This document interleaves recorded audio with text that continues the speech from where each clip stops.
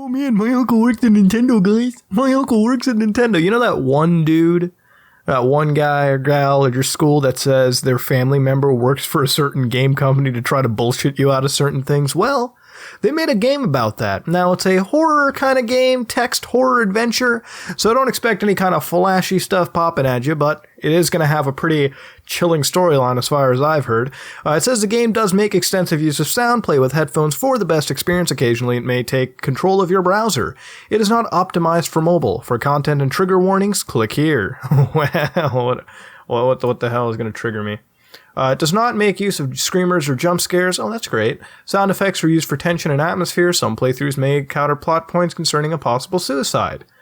Okay, many aspects may recall the emotional. Alrighty then. Well, you know what? You have been successfully warned.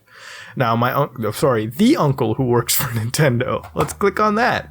So, you are 11 years old. What is your best friend's name? Let's see, Andrew, Ashley, Brandon, Dave, Jessica, Megan, Nicole, Michael, Ryan, or Sarah. You know what? I'll pick Scrublord Ryan. Your best friend Ryan has invited you to a sleepover. By the way, I don't have any issues with the name Ryan, just saying my buddy's named Ryan. And he is a Scrublord. You've been friends since first grade, so asking your mum is basically only a formality. Alright, let me ask my mom. You've never confirmed this, but you suspect the babysitter may charge extra when there are two kids. You sometimes feel like staying somewhere else is the only way you can help out. Okay, let's go.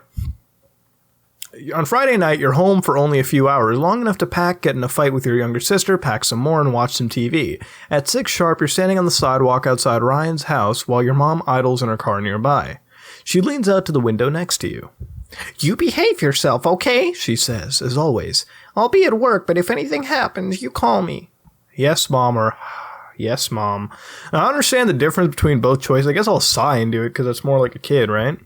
I'll pick you up tomorrow at 3, she says, again as usual. But then she pauses, looking up at the sky, which has been overcast throughout the day. If you play outside, she adds, be careful, it's probably gonna rain. Should I kiss my mom goodbye? Sure, why not?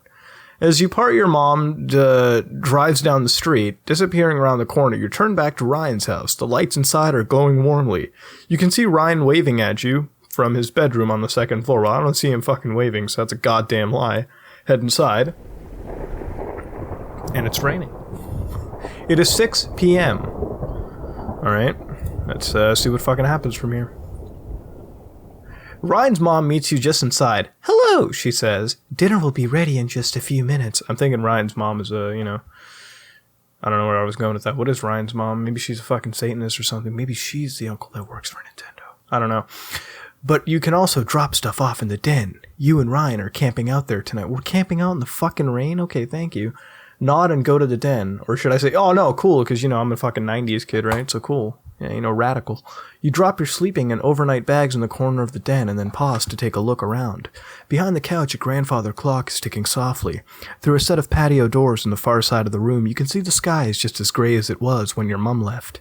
Framed pictures line the walls, and over the dark fireplace hangs a monstrous pair of antlers from a buck that Ryan's dad shot years ago. And of course, there is the big screen television. Well, let's see the big screen TV. Sometimes it makes you uncomfortable how much nicer Ryan's house is than yours. Anyway. You drop your sleeping and overnight bags in the corner of the den. Wow, the sound actually really plays, and nice. You pack your overnight bags in the corner of the den, take a pause to look around. Behind the couch, a grandfather clock is ticking softly throughout a set of patio doors. On the far side of the room, you can see the sky is just as gray as it was when your mom left. Framed pictures line the walls, and over the dark fireplace hangs a monstrous pair of antlers from a buck that Ryan's dad shot. Okay, we read this. Big screen TV. Ryan entered the room while you weren't paying attention, and now he stands in the doorway smiling expectantly. Are you ready for dinner? Yeah, let's give it enthusiastic, Dinner passes quickly. Tonight's meal is spaghetti and meatballs, one of Ryan's favorite meals, as his mother points out while piling a helping on your plate. Ryan's father cracks a beer. Let's see if we can crack a beer. Wait, that wasn't beer at all. What the fuck? That's a glass. How the fuck do you confuse a can of beer with a glass of lemonade? Why would you think it's a beer? Ryan's father doesn't drink alcohol. You're quite certain of the fact now that you remembered it. Yeah, no, whatever. What the fuck was that? Okay. Dinner passes quickly, blah, blah, blah. Ryan's father sips a lemonade and jovially interrogates you about how much trouble you and Ryan are getting into school. Dessert is heaping bowls of ice cream drizzled in chocolate sauce, and you can't even finish yours. The grandfather clock and the Chen dimes. Okay. whatever. You go along now, says Ryan's mom, smiling from her side of the table. We'll clean up in here. Let's go get the TV ready, says Ryan. The two of you are leaving the dining room and head upstairs. Ryan's room is immense. It's a bunch of fucking MS Paint lines, whatever. You stay in the den because the TV is larger there, and there's a sizable one here, flush with the wall opposite the full-size bed. We'll take the 64 down first, says Ryan, heading towards his TV and opening the entertainment center cabinet. In his usual prerogative, of course, he gets to choose what you play first, usually. But as Ryan begins unhooking the cords of the N64 from the TV, you catch sight of other things he has in there. All the major stuff, an old SNES, a PlayStation, a Dreamcast, but some other things too. Things you don't really recognize. A large black box with green highlights, a smaller purple one, a strange white and yellow tower with what looks like gloves resting on hooks on either side, a compact white cone. Let's ask, what the fuck is that? Ryan looks at the clutter. Oh yeah, he says, they're pretty cool. I can't show them to you though, they're still secret. Promise my uncle. And then you remember his fucking uncle. Let's click on that. The uncle who works for Nintendo. Oh, boy. Oh, wait, it's, okay, sorry, it's 7 o'clock. Framed pictures, let's see what the framed pictures are. You walk around the perimeter of the den, inspecting the pictures idly. Most of them are family portraits. Look for pictures of, yeah, let's try to find Ryan's uncle. You don't find any, not one. The only pictures are here of Ryan and his parents. You don't know why that makes you feel uneasy. Time passes. Okay, oh, wait, so I have, like, a limited amount of time. It's 7:30. Okay, Ryan is parked in front of the large TV. Ryan is, okay, yeah, playing something on the N64. Let's talk to Ryan. What do you like to talk about? Let's talk about video games, vidgy games. You recount some rumors you read about the new Nintendo console. Ryan informs you he has a prototype upstairs you can play later. When you ask why not now, he says he's too busy playing the 60. You think you want to play the fucking prototype, right? Okay, so an hour passes. I should have wasted the time there. Fuck. Ryan, can we talk again about games? You were into, what the fuck? Wait, Ryan's mother bustles into the room, holding a large ceramic bowl filled with popcorn under her arm. How are you kids doing, she asks. Good, says Ryan, his eyes not moving from the television. I hope you're having fun, says Ryan's mom. Here's some popcorn, extra butter. She places it on the floor by Ryan. Almost immediately, Ryan is shoveling popcorn into his mouth. Meanwhile, his mother smiles first at him and then back at you. There's soda in the kitchen, and if you get thirsty, she says, and some pizza from the other night if you get hungry. Thank you. She looks at Ryan. Your dad's gone to bed. I'll be there soon myself. If I want you to keep it quiet, all right, Riss Mom? Oh yeah, by the way, and before I forget, she adds, your uncle called. Okay. He suddenly has some business here in town, but he's driving in early. He'll be here around midnight. His uncle's coming to town. For the first time, Ryan stops playing his game, stops eating popcorn, and turns to look at his mother. Okay, he says. I want you two to welcome him in. He'll be very tired and very hungry, so offer him something to eat before he goes to bed. Okay, Mom. Good night, kids. And with that, she's gone. In the corner, what time is it? 9 o'clock. So he's coming at midnight, dude. We got like 3 hours to kill here. Let me talk to Ryan, actually. About games, maybe? Oh, okay, alright, fuck. I'm just wasting my time talking to him. Fuck. Yeah, think about... Why would I fucking think about his uncle? What the hell? Sure, why not? It began with Mew. You didn't believe him at first when Ryan came to school one day and told you finally caught Mew. Prove it, you said. So he pulled out his Game Boy and showed you. There it was, Mew. The 151st Pokemon, available only to players at promotional events. Somehow unlocked on Ryan's game. It's really strong, he said. Yeah, okay, whatever. It KOs enemies and everyone, whatever. Ryan demonstrated this claim at recess when you and some other friends linked Game Boys to do battle. You were the first one down. No one else got in a single hit. Whatever, dude. Everyone else is probably fucking playing with, like, scrub Pokemon. In a few days, everyone had quit playing Pokemon at recess. Oh, shit.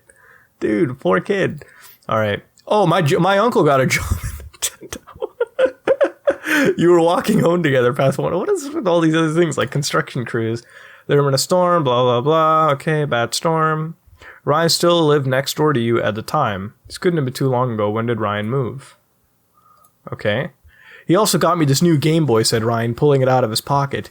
You hadn't noticed it earlier, but yes, Ryan now had a sleek new Game Boy Color. Until today, he had one of those old ones, a big gray brick like yours. This one's a special edition, said Ryan. Isn't it cool? You agreed.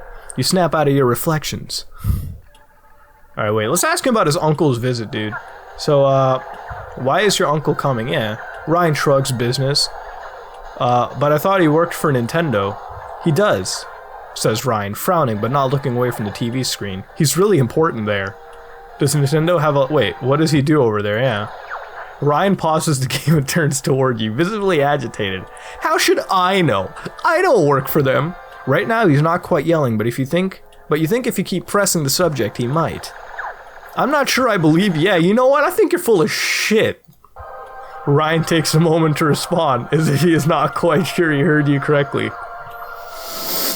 What? I don't believe your uncle works for Nintendo. Oh, shots fired. You think you've finally done it. Ryan stands up, fist clenched at his sides, mouth twisting horribly as he struggles to say something. You watch as he takes a step towards you, and you involuntarily flinch. You clench your teeth. Yeah, I'm gonna fucking take it, man. Do it, Ryan. Do it. Ryan darts forward and pushes you back into the hardwood floor. I love how the SFX is still the same, like somebody's playing the game in the background, too. Cracking your skull again. What the fuck, Ryan? What the You take the initiative and throw a punch before he can go for you again. Hell yeah! The fuck? You shove yourself up off the floor and send your fist into Ryan's stomach. For a moment, you're shocked at what you've done as he stands there, gasping in his pajamas, but then suddenly, bad expression. I hate you. Set I hate you. What is that? You hear something, or think you hear something, someone shouting, and then you've fallen flat on the floor. For a moment, you don't think you can get up. Your whole body feels heavy. Did he hit you? I hate you, says Ryan. Leave me alone.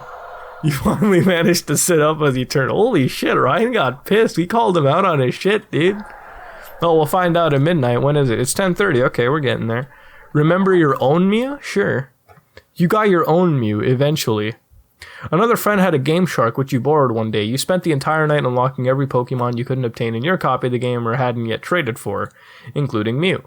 It didn't one-hit KO most enemies, it was incredibly weak, and you shamefully cheated the game further to make it strong enough. It even looked different from Ryan's. Your Mew has small, even cute... What? Your Mew was small, even cute, standing there with its round, cheerful eyes.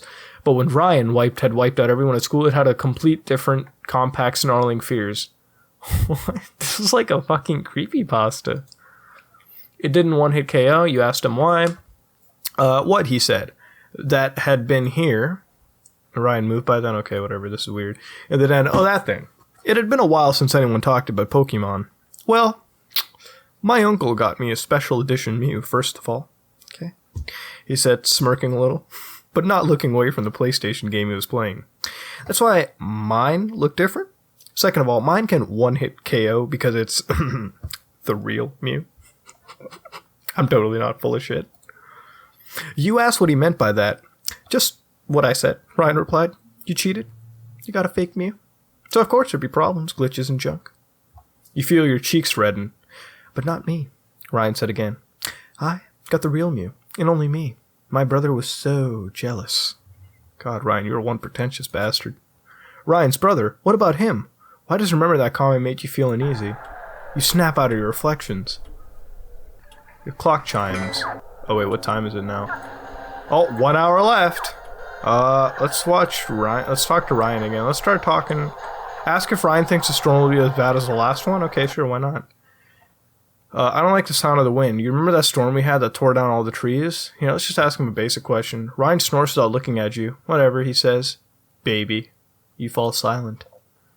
Okay, wait. Let's ask him the second one. Oh, he's the same fucking thing. Let's ask him about school. You try to strike up a conversation. An hour passes. Oh shit, it's midnight. Holy fuck. Hey, what is this? The grandfather clock chimes the hour as Ryan suddenly looks up from the 64. It's time, he says. Stop being weird. Someone knocks at the front door. What the fuck?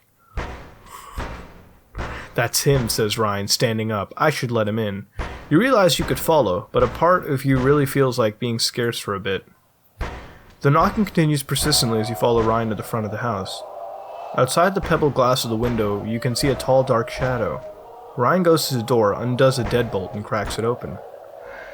You can come in, he says to whoever stands out there at the porch, then looks over his shoulder at you. Sorry, he says. Before you can ask what there is to be sorry about, the door slams open. Hello, child. Come closer, child. No more worries, child. I am hungry, child. No more worries, child. Hello, child. Fear equals none. Screaming equals cease. Stop it, child. Hello, child. Hello, child. Hello, child. Hello, child. Hello, child.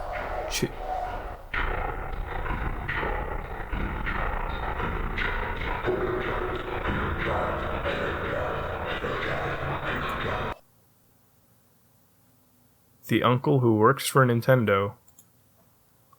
A Twine game by Michael Lutz. Endings. There's 5 endings here. What the fuck? What? What's going on here, man? You met the Uncle Who Works for Nintendo. Well, that was an interesting title, but I think we stretched this video out longer than it really should have been. That was The Uncle Who Works for Nintendo, a game that I've been recommended by a couple people to try out, and I figured I might as well do it because, you know, we all have that fucker. We all have that one friend, you know. My dad works for Nintendo. My mom works for Sega. You know?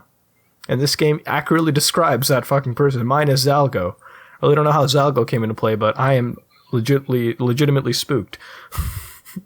If you guys want me to like come back to this game, you know, if you really want me to, let me know in the comments below. I might just make a video showing you guys the other 4 endings if I have the time.